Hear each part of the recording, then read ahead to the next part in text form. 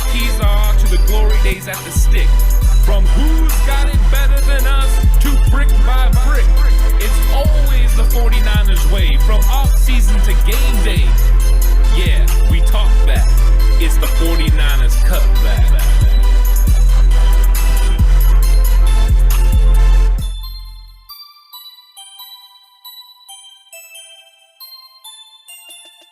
It's 49ers Cutback Podcast time, and today is going to be a fun topic because we're going to be talking about the Jalen Hurd effect. Man, I'm excited for this one. Yeah. I'm super excited for this one. Yeah, I think that this is something that, it's always hard for us to talk about, especially because Jalen Hurd, has been injured. We got hyped about him, rookie season, preseason, everyone got hyped, then he got hurt. And then last year we were hyped, and he gets into training camp and has the ACL. So there's always tempered expectations, and we're just wondering what's going to happen with this guy. But I'm super excited about him. I always have been, and I definitely want to get into this, and I know you do too, about what Jalen Hurd can mean to this offense. Let's get right into the clips, man. I don't even want to wait anymore. Let's just get into the clips, because the clips we brought up and the clips we got for this guy, we're going to highlight a lot of the stuff that makes him so special. It's why we like him so much, and more importantly, what he's going to add to this offense. Because the Jalen Hurd effect is a real thing. They just got to get him on the field. So let's take a look at some of the stuff that he has done already, and we'll start with some clips of what they've already done with him in San Francisco. Yep. So right away, you see him, he's just going to work across the formation, get behind the linebackers, make the play, and then the finish, I think, Alex, is the most important thing, right? I mean, look, it's a wonderful finish, and the reason why it's a wonderful finish is the physicality, yeah. Right? It gives you those Deebo Samuel type of vibes in terms of how he plays. It gives you that George Kittle-esque vibe, as you can see him there just bullying his way through, lowering the shoulder, and just trying to do everything he can, not doing too much. That's that running back mentality that he has coming out in full force there. You'll love to see that kind of stuff out of your receiver. And you see just what they're going to do with him in the 49ers offense, but this is just base stuff, because it's preseason, you don't want to show anything in general. These are just things that you can see that you basically just seeing his talent and his athletic ability and what they could do with them in base sets. It's nice. It's very nice. Look, the next one too, obviously, we're going to stick with something they've already done with him and shown they do with him, jump balls. Yeah, and they don't really have that aspect in their offense. Not yet. No, I mean, this guy could definitely make it harder in one-on-one man coverage for a corner to be able to cover him out on the edge and in space. So that is what the 49ers are looking to do with a big body receiver, which they haven't really had anyone that could take advantage of that. No, and I'll tell you what, he's got the size, he's got the physicality, he can go up in space, he's got the athleticism to do it. He can add a whole lot of things in the red zone, and just when you need a big play, you can throw it up to the guy. So now that we've seen what he could do, let's show what he, the things that he brings and how the 49ers are going to implement it. Like right here with this one from Baylor is the route running aspect. This is what the 49ers are going to show, what he can do in the route running aspect. Gets the guy completely turned around, makes a catch, and gets upfield. I mean, it's nice. It's real nice. It's real nice. It's one of those things, too, with him is, I think that's a thing that people get concerned about is, all right, well, if he played running back and, he has more years as a running back than a receiver, how great of a route runner is he? How good of a route runner in space can he be? Yeah. I'll tell you what, he's got great body control. He's got great balance. He's able to explode upfield. His breaks, too, with the long legs, they're big strides. So when he takes a step of direction as a defender, you have to respect what he's going to do, because all it's going to take is for him to turn his hips. And if you haven't reacted, you're in trouble. And this is a perfect example of it here. The big inside stick, he takes a couple of short steps, almost like a hesitation. You're the corner. You have to respect it. You have to bite on it. And then here's him just getting, behind the defender and making the catch. And then the run after the catch. Look at that. The balance. The balance. Those are things that, you really can't. Now, this one right here, you would see that in the Kyle Shanahan offense. And then he breaks the tackle just like Deebo Samuel. I mean, that's a Deebo Samuel-esque play that one was. Yeah. The catching the ball in traffic, bouncing off of two guys, maintaining balance, and then rather than trying to get fancy afterwards, look, I already got 4 or 5 guys around me. I'm going to protect the ball. I'm just going to lower my shoulder, and I'm going to bully you for as many yards as I possibly can. And here's the thing. That's the type of thing Deebo is going to feed off of. That's the type of thing Kittle is going to feed off of. And Hurd, obviously. I mean, we're watching it right now. The balance he plays with, the way he's able to bounce off defenders and maintain and keep his feet. Man, you add this piece as well into the 49ers offense, good luck everybody else, my word. And now that you've proven that he can do that, now you prove that he can run the ball. True. So, I mean, here you got him running the fly sweep. He's going to get out on the edge, and he's going to make a great read. This is something you see already from Deebo Samuel and Brandon Ayuk. But now you can run it with Jalen Hurd as well, and he is a bona fide running back. Him and Deebo can take these roles, and Brandon Ayuk can play more of the receiver role on the outside. Yeah, and it's one of those things too, right? If this is, oh my Lord, that's him in the backfield running the ball. Yeah, if this is a guy that you can do these types of things with, right? This is a massive upgrade over Kendrick Bourne. Massive 100%. If this guy's on the field. Because when you would roll Kendrick Bourne on those fly sweep actions, they weren't even sending a guy across to even respect it. There was no respect there because no one believed Kendrick Bourne with the ball in his hand was making a play. Yeah. He's a guy that you catch the ball, he just gets open in space and he catches the ball. And that's it. Jalen Hurd is not a possession receiver. Yeah. That's not the role he has in this offense. No. So having him as the third wideout in this group, especially if he's healthy, with the things he can do with the ball in his hand, it's nasty. It's not good. It's really nasty. Everybody else. I mean, it really is. And you're seeing right there him finish the run. Now pause it real quick because this one I want to go back into. But the fact that you can prove that he can run the ball like that is going to create so many issues for other teams. I mean, look at this run up the middle. I mean, this is a full-fledged running back skill. This isn't a wide receiver playing running back. This is a guy that's a running back that is translated to receiver. And look at him in the red zone finish this run. 49ers. That's a running back. That's a running back. That's not a receiver. No, it's not. And then so what happens is this exact set right here. Now that you've proven that he can run the routes, he can get open, he can run after the catch, and you've proven he can run, play a running back role, now you have mismatches. They started him in the backfield. You'll see him motioning out over here. And he's going to get lined up in a mismatch. Mm-hmm. And they're going to take full advantage of it. And this is what you're going to see. This is the full Jalen Hurd effect. Oh. This is what you can start doing. Mismatch, just sits down in the zone, makes a great catch, and then here's the run after the catch, the dangerous part, because you've got guys that aren't as athletic as far as linebackers and safeties in coverage on a very skilled on a running back who is a wide receiver. Yeah, it's a guy that can do both. I mean, there's not a lot of them in the league.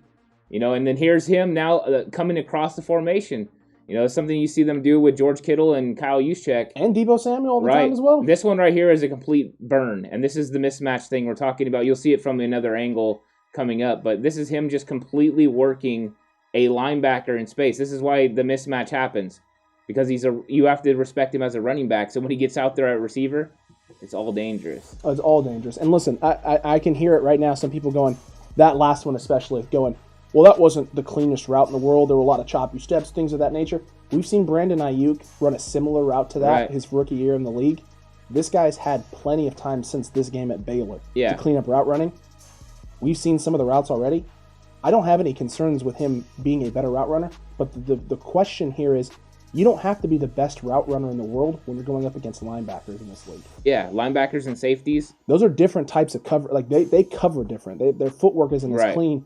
They're not going to be as great in space, and we're talking about a guy who is a legitimate wide receiver with wide receiver-like speed, physicality, and bulliness of a downhill power runner.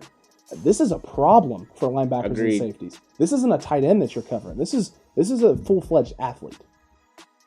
My word. Oh yeah, these are going to be the mismatches that we're going to see all day, and this is his first year playing receiver. I mean, that's what we're looking at. His first year playing receiver. And he's already runs better routes than some of the guys in the NFL. Accurate. So then, this is him working across the formation. I think that's something you can also see. Motion him out, set him up, and then bring him across the formation.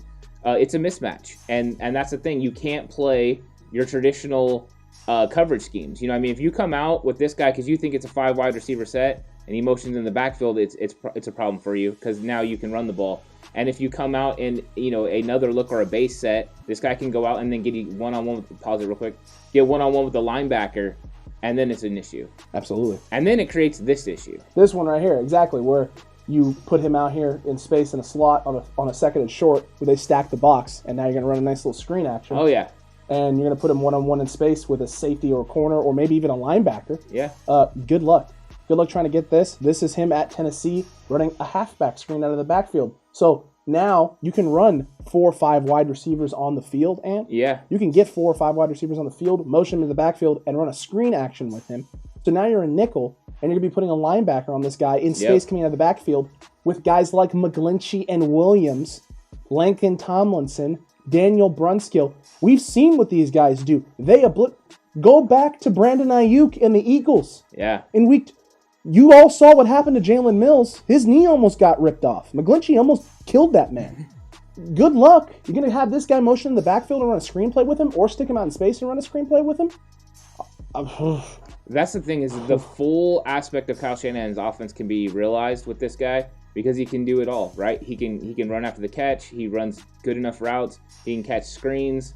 So he can be anywhere and do anything. He is the epitome of the positionless player. I mean, positionless might be putting it nicely because this is. And then we get to the red zone. Downhill running. Look at that. I mean, look at that. That's in the SEC. I mean, this guy's no joke. And you're just seeing the downhill running style that he can do in the red zone, which means you have mismatches everywhere. He's hungry for touchdown, folks. This man wants touchdowns. This is him in the backfield. Again, a little power toss. And look at the read. The patience, finds the gap, and then just throws himself. See the way he got his shoulders, turned. And then, but he can do that too.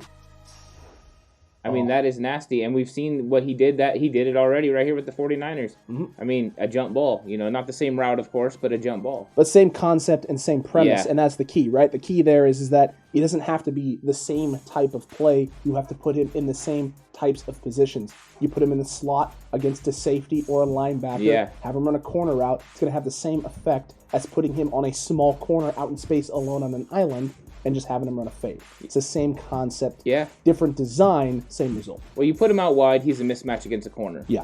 You put him in the slot, he's a mismatch against a safety or a linebacker. Yeah. You put him in the backfield, you're probably going to get them in the wrong personnel setting, so he becomes a mismatch. There's just so many things you can do. I'm sure there's even more if we think about it. I mean, listen, there could be, but we'd be here for 4 hours. That would be the episode, And listen, as much as we would enjoy that, we got to get you other content as well. We have to. Yeah, I mean, and the thing is, I know 49er fans are probably still like, well, he's always hurt. But he's hurt. But guess what? He's not going to be hurt this year. I'm doubling down. I like it. This man is doubling down. I am praying that this man just doesn't get hurt, because here's the thing. With Trey, in addition of Trey Lance, by adding Trey Sermon, you have covered your bases in terms of how you can do these things. Yeah. Right? Trey Sermon can emulate some of the running style of a Jalen Hurd in terms of the power and the downhill. Adding a Trey Lance allows you to get Jimmy Garoppolo on the field in short situations in which you can run 4 wide receivers, or better yet, you can run 4 wide receivers, including Jalen Hurd, with Kyle Juszczyk on the field. Mm-hmm. Kyle Juszczyk in the backfield as a blocking option. And then you can motion Jalen Hurd into the backfield, especially if they're out in a nickel set at that point, in the red zone. And you have a nickel set with your fullback in the game, and Trey Lance, and Jalen Hurd in the backfield. What do? Do you respect Trey Lance's ability to get out of the pocket in a play action set? Do you focus in on Jalen Hurd now motioning into the backfield, and now maybe leaving a Debo or an Ayuk or a Kittle out in space alone by their lonesome? Yeah. That you're just asking a defense to cover too many bases in the week to be prepared for everything. And if you can't get prepared for everything, how are you going to stop this team? Well, that's the thing. If you have to start thinking about preparing for Jalen Hurd, you're putting more time into another guy, and you can't get a total, defense going. You really are focusing on one guy. You already had to focus on Debo. True. You already had to worry about all the things he could do, the reverses, the screens, all that. And now you have to worry about Jalen Hurd doing, the same sort of thing. So it just takes more time in practice. And you're right, that exact set that you're talking about with Juice as the one running back, Jalen Hurd out there, you can motion him back into the formation, get him set, and now you got a power running game. And then here comes Debo on a fly sweep. Now you have to react to it, and then you can run, your inside or outside zone the other way, or even more of a traditional, ISO look or something like that with Juice leading the way. Mm-hmm. There's just so much you can do. And that's the scary part, is they get you looking at all the different, tools and pieces that they have, and then they get you somewhere else. Because guess what? If you're focusing so much on Jalen Hurd and you're focusing so much on Deebo Samuel, you have the best tight end in the league sitting there, and now he's getting favorable matchups because every time those guys move, they're worried about him. 100%. Listen, are you as excited as Buddy about the potential of adding Jalen Hurd to this offense? Or are you as excited as us as well? I mean, we want to hear from you. Let us know about it right now in the comments section down below. The Jalen Hurd effect could be coming to the Bay Area very, very soon. Are you excited for it? Are you skeptical? You think this guy can't stay on the field? We want to hear from you. And while you're down there, don't forget to like the video. Don't forget to subscribe. Don't forget to hit that share button as well. Share it with the other friends. Let your other buddies out there know who watch 49ers football or just watch football in general. you better watch out because the Jalen Hurd effect is coming for them. Yeah, it's definitely coming. And, this is hopefully going to be the first year that he's on the field and able to play an extended role. And we get to see what Kyle Shanahan was planning on doing the entire time. And you know what? If it does happen and it works, it's going to happen like we showed. Just the ability that he has and the things that he can do. Kyle Shanahan is going to be moving pieces around so much. Ayuk, Debo, this guy, Kittle, Juszczyk, and now the whole running back group he has. Mostert as well. Jesus. It is going to be awesome to watch. It's going to be fun. It could explode. This offense could go off the hook, and I can't wait to watch it. This offense is going to be going off the hook. It's going to explode. This channel is exploding. Got great things coming. Man, it's a great time to be a 49ers fan. It's a great time to be a member of the 49ers Cutback community. And until next time, you stay safe. And remember, the right way is always the 49ers way.